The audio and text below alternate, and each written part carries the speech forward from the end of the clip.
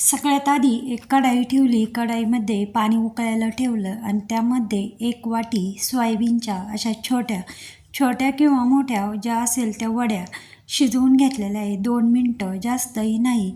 आता त्यातील पाणी, थंड पाणी टाकून त्या थोड्याशा पिळून घ्यायच्या आहे. म्हणजे त्याच्यातलं जे पाणी आहे ते सगळं काढून टाकायचं. आता त्याचमध्ये त्या पुन्हा पाणी उकळायला ठेवलं आणि ही जी कापलेली फ्लावर आहे तीही एक छोटी वाटी घेतली आणि त्याच वाटीने वाटाणा घेतला वल्ला.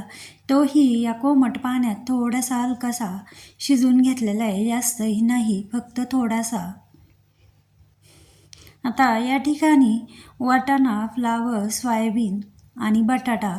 आता या ठिकाणी आपल्याला घेवड्याच्या शेंगा किंवा गाजर, शिमला असेही जेवढा भाजीपाला असेल तेवढा घेतला तो चालेल. पण आता जेवढा माझ्याकडे होता तेवढा मी घेतला. आता या ठिकाणी मिक्सरच्या भांड्यात पुदिना, कोथिंबीर, आलं, लसूण याची पेस्ट केलेली आहे. एका भांड्यामध्ये हे आलं, लसणाची, कोथिंबीर आणि पुदिन्याची पेस्ट टाकली. आता त्यामध्ये कापून घेतलेला, सालं काढलेला बटाटा टाकला. बटाटा शिजून घेतलेला नाही आणि बाकीचा जो भाजीपाला होता, सोयाबीन, वाटाणा, तोही यामध्ये टाकलेला आहे आलं लसणाच्या पेस्टमध्ये.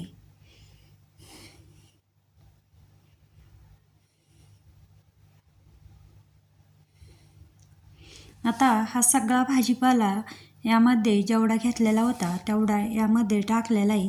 आता काही सुके मसाले टाकायचे. त्याआधी सगळा मीठ टाकलेलं आहे. आता यामध्ये दही, 1 वाटी दही टाकली. तो व्हिडिओ स्किप झालेला आहे.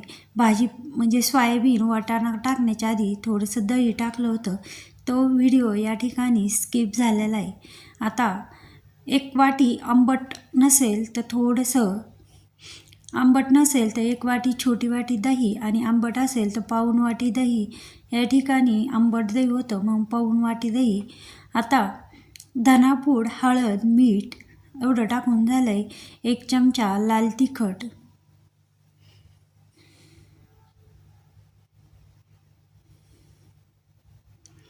आणि हा 1 चमचा, मोठा चमचा बिर्याणी मसाला. हे सगळे मसाले या ठिकाणी टाकलेले आहे. 2 ते 3 कापलेल्या मिरच्याही या ठिकाणी तिखट आवडीनुसार टाकायचा आहे. आता यामध्ये थोडासा असा लिंबू पिळून घेते. लिंबामुळे या भाज्यांना चव एकदम मस्त लागते. आता या भाज्या सगळ्या व्यवस्थित अशा मिक्स केलेल्या आहे. त्यामध्ये शिमलाही टाकलेली आहे. शिमला शिजून न घेता स्वच्छ धुतली, कापली आणि मग तीही एक टाकलेली आहे. आता हे 20 मिनटं ठेवलेलं आहे. आता इकडं 20 मिनटं मी शेला बासमती तांदूळ हा भिजत घातलेला होता. 5 ते 6 पाण्याने स्वच्छ असा तांदूळ धुतला आणि 20 मिनटं, कमीही नाही आणि जास्तही नाही, असा 20 मिनटं तांदूळ भिजत ठेवला होता. त्यानंतर एका कढईत थोडंसं जास्तच पाणी घेतलेलं आहे आणि त्यामध्ये काही अख्खे मसाले टाकले. त्यामध्ये चक्री फूल, दालचिनी, तेजपत्ता, मसाला वेलदोडे, आपले गोल वेलदोडे, लवंग, मिरे असं मसाले घेतलेले तेही यामध्ये टाकलेले. पाण्यामध्ये थोडंसं मीठ टाकलेलं आहे आणि 1 चमचा तेल टाकलं. 1 लिंबू असाच टाकून दिलेला आहे, निम्मा कापलेला लिंबू. आता या पाण्याला छान अशी उकळी येऊन दिलेली आहे.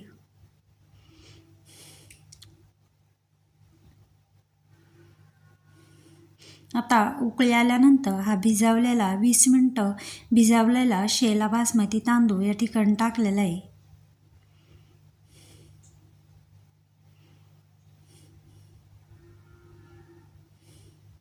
आता त्यानंतर भातालाही छान अशी उकड निघालेली आहे. तांदूळ थोडासा हलकासा वाकडा झाला लगेचच तांदूळ म्हणजे 80 ते 90% एवढा शिजून घेतलेला आहे आणि तांदूळ लगेच उपसून घेतलेला आहे चाळणीमध्ये. आता हे जे भाताचं जे पाणी आहे ते भाजीसाठी एकदम चविष्ट अशी भाजी लागते.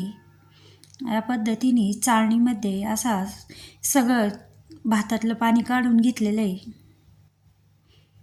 आता कुकरमध्ये तेल टाकलेलं आहे.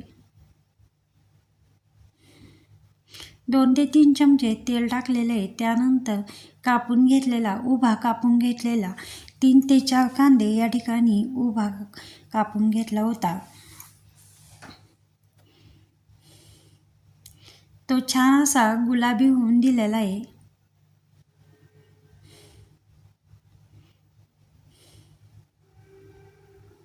आता या ठिकाणी 2 ग्लास तांदळाच्या मापाने हा भात बनवत आहोत. म्हणजे वजनी माप त्याचा आहे 500 ग्रॅम. कांदा असा हलकासा असा गुलाबी झालेला आहे. त्यामध्ये 2 कापून स्वच्छ धुतले आणि 2 कापून घेतलेले टोमॅटोही टाकले.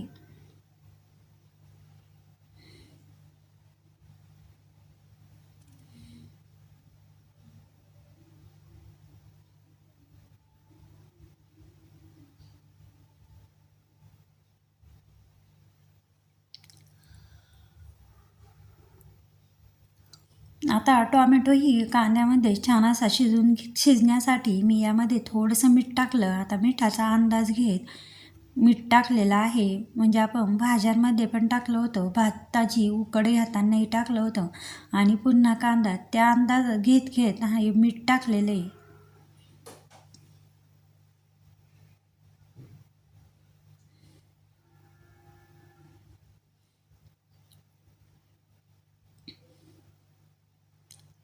आता टोमॅटो छान असा शिजला. यामध्ये या ज्या भाज्या आहे त्या सगळ्या टाकून दिलेल्या आहे.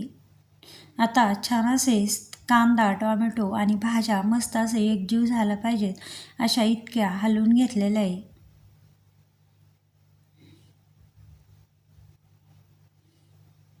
बघा, भाज्या थोड्याशा अशा 10% शिजल्या गेलेल्या आहे.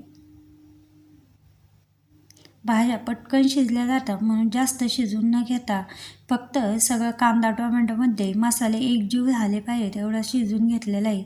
आणि हा जो भात आहे तो असा एकदम मोकळा सुटसुटीत असा भात झालेला आहे. तोही यामध्ये टाकून दिला. आता झाकण लावून याची कमी गॅसमध्ये एक अशी वाफ काढून दम देऊन घ्यायचा आहे. म्हणजे वाफ काढायची आहे. आता तांदूळ एकदम असा वाकडा झाला की समजायचं आपला भात एकदम मऊ लुसलुशीत असा झाला आहे. आणि मस्त असा ही आपली व्हेज बिर्याणी बनवलेली आहे. एकदम मोकळी सुटसुटीत मऊ अशी झालेली आहे. हे बघा, मस्त अशी शीत अशी मोकळी झालेली आहे.